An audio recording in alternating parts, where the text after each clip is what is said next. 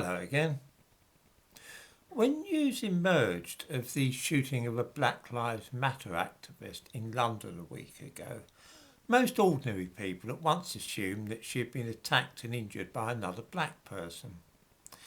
This was in sharp contrast to the reaction of progressive left-wing types on social media platforms, those working for the BBC, who at once took it for granted that the woman had been the victim of armed white supremacists, a British version of the Ku Klux Klan perhaps. The reason that the average individual thought that Sasha Johnson had been shot by a black man was that most homicides are committed within the same ethnic group. That is to say that white people are usually murdered by other white people, and black victims tend to have fallen at the hands of black killers. Add to that the fact that the shooting had taken place at an all-black party being held in a rough part of London at 3 o'clock in the morning, and the case was for most of us a foregone conclusion. An 18-year-old black man has now been charged with conspiring to murder somebody at the party where the shooting took place. I want to think a little about the subject of black homicide in Britain, but I shall probably have to turn this into 2 videos because there is so much to say on the subject, so much that nobody else seems to want to say out loud. The Black Lives Matter movement is alarmed at the number of black people who die from homicides, and they are right to be worried.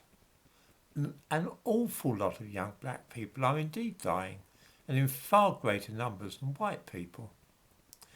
Would anybody like to guess how much more likely a young black person between the ages of 16 and 24 is to be the victim of homicide in Britain than a white person? Perhaps 2 or 3 times as likely? 5 times as likely? No. Research conducted at Cambridge University showed that when looked at as the number of homicide victims per 100,000 of the population, which is the only sensible way to compare black, white and Asian likelihood of being killed, young black people are 24 times as likely to be murdered as white people. This is almost beyond belief, and I give a link in the description to this video to the research which demonstrated this shocking fact. So far, we are most of us probably in accord with the aims of the Black Lives Matter movement in agreeing wholeheartedly that a terrible situation exists and that it is desperately important to stop this massacre. Young black people are certainly losing their lives at an appalling rate, and the question naturally arises, what can be done to put a stop to this? Most of us would, I think, agree that the first step to tackling this scourge is to find out who it is that is killing all these young people. The traditional response to such an inquiry is simple and predictable. In the description to this video, I give a link to a piece last month from the British newspaper, The Independent, which is a left-wing publication, and it reports on the disparity in homicide rates affecting black and white people in the country, trotting out the familiar explanation. The headline reads, "Black Londoners 3 times more likely to be murdered than other ethnic groups, figures show." Well, that's almost certainly an underestimate, but we'll let that pass. Beneath the headline we read the following. Exclusive. Prominent race equality campaigners say statistics highlight unaddressed generational levels of systemic racism. Then there's a photograph of the aftermath of the murder of a 14-year-old black boy called Jade Moody in London in 2019. Systemic racism. Okay, how did Jade Moody die? Although only 14, he was selling drugs on behalf of a black gang in Walthamstow.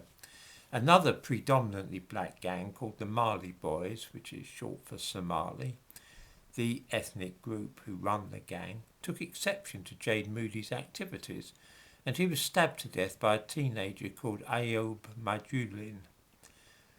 This young man's own Moroccan father had already been murdered. Where does the systemic racism come into the business, which was essentially a turf war between two black gangs? Well, the dead boy's mother felt that society was to blame. She said she felt let down by organisations she had turned to for help, telling the BBC she had complained to social services about her son being groomed by gangs and moved 140 miles from Nottinghamshire to East London to escape trouble. I feel like all this could have been avoided, she said. Systemic racism may have been at the root of the problem, but then again it might be something to do with the black culture in which that child became embroiled. So who is killing young black people?